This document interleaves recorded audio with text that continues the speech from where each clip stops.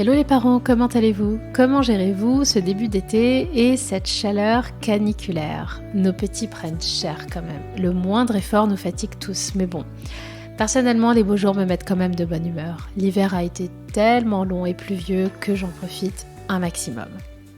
Donc pour ce 4e épisode de Mamapod, j'avais prévu initialement de vous parler de mon expérience en Angleterre et de ma grossesse, de mon accouchement à Londres. Sauf qu'entre-temps, je suis partie en vacances. Bon, déjà, c'est ce qui explique mon absence.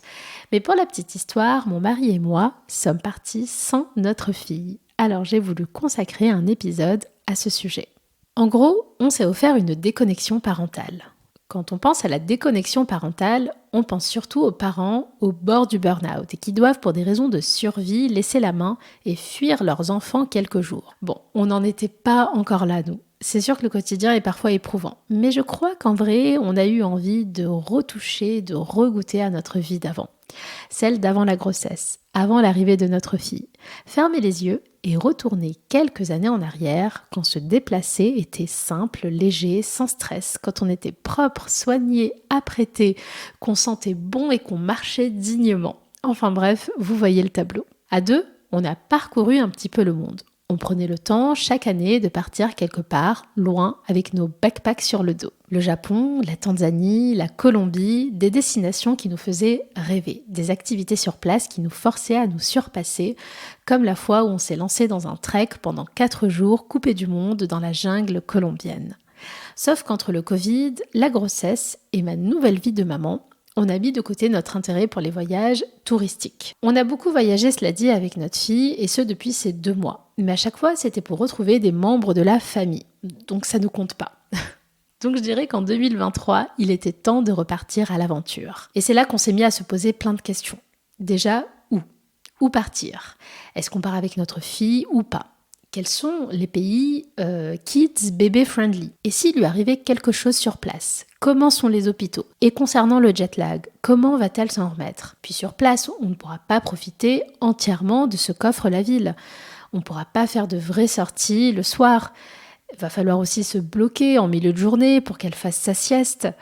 Sortir à 1 heure de chez nous a déjà toujours été un petit peu difficile. On a appris évidemment à gérer et à se détendre avec le temps. Mais on a mis du temps à comprendre que nos sorties n'allaient plus jamais être comme avant. Donc voilà, pendant des semaines, on s'est un petit peu pris la tête avec ce genre de questions et il se trouve en plus qu'à la période où on était disponible, les destinations kids-friendly nous emballaient pas trop.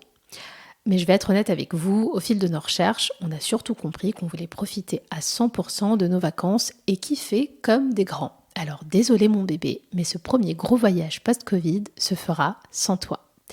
Et c'est comme ça qu'on s'est retrouvés à New York. On adore cette ville qu'on connaissait déjà. Avec un vol direct de 7 heures environ, c'était la destination parfaite pour une fin de mois de mai. Notre but, c'était pas d'explorer une nouvelle ville, un nouveau pays, mais juste de chiller à 2 dans une ville qu'on apprécie. Puis franchement, New York avec un bébé de 2 ans, c'est moyen. La ville est un petit peu crados quand même à certains endroits. Pourtant, on a croisé beaucoup de familles, des locaux évidemment, quelques touristes, mais surtout des locaux. Et j'adore le dynamisme de cette ville, mais je ne la trouve pas vraiment adaptée aux jeunes enfants. Bon, ce n'est que mon opinion de touriste, cela dit. Là-bas, on a passé une superbe semaine, où nos seules préoccupations ont été de savoir où manger, comment s'habiller, dans quel quartier de New York flâner. Bref, de vraies vacances, à 2, en amoureux. Ça nous a rappelé quand même notre vie d'avant. On n'a pas non plus perdu la mémoire. Évidemment, nous resterons parents pour toujours. Mais je dois bien avouer que cette parenthèse a fait beaucoup de bien au moral et à notre couple. Devenir parent, c'est beaucoup d'amour. Ce sont des sentiments très très forts qui nous envahissent. Mais c'est aussi un tourbillon dans son quotidien. Et on peut rarement appuyer sur le bouton pause. Et en gros, c'était ça nos vacances. Ça a été notre bouton pause. La semaine est vite passée. J'avais hâte de la retrouver, de la serrer dans mes bras. Alors du haut de ses 2 ans, on lui a tout expliqué et tout dit en amont. Que maman et papa partent et que mamie te gardera. Pendant cette semaine d'absence, notre famille a super bien géré pour l'occuper et l'animer et lui donner tout l'amour dont elle avait besoin.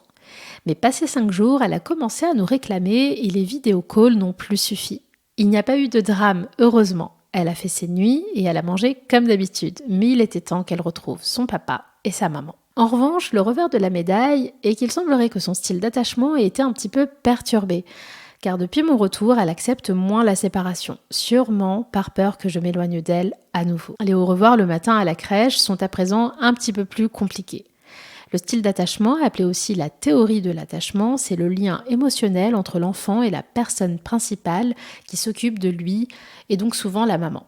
Je suis en fait sa base de sécurité. Elle sait que je peux subvenir à ses besoins.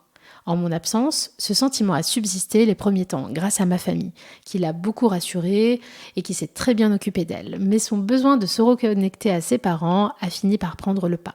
Donc depuis mon retour, je l'ai énormément rassurée. On fait beaucoup de câlins, beaucoup de bisous et beaucoup de moments à deux. Un pur bonheur. Alors je sais que des parents rêveraient de s'offrir une déconnexion parentale. Parfois, faute de moyens, ce n'est pas possible. Mais je trouve que le plus compliqué dans cette histoire, c'est d'être entouré des personnes de confiance à qui confier justement son enfant. Donc partez même une nuit ou deux, à 2 heures de train de chez vous. Mais si vous le pouvez, faites-le, vous verrez, c'est génial. Car au fond, c'est pas la destination le plus important, mais juste d'appuyer sur ce petit bouton pause. Bon, je vais pas vous cacher, au 3e jour, je disais à mon époux que ce serait la première et la dernière fois, que la prochaine fois, elle voyagerait avec nous. Bon, je pense que c'était l'émotion, car clairement, je n'aurais jamais pu apprécier mon voyage si elle avait été avec nous. Cela dit, on prévoit notre premier gros voyage d'aventure avec elle l'année prochaine, et je suis sûre qu'on en reviendra avec de superbes souvenirs à 3, en famille.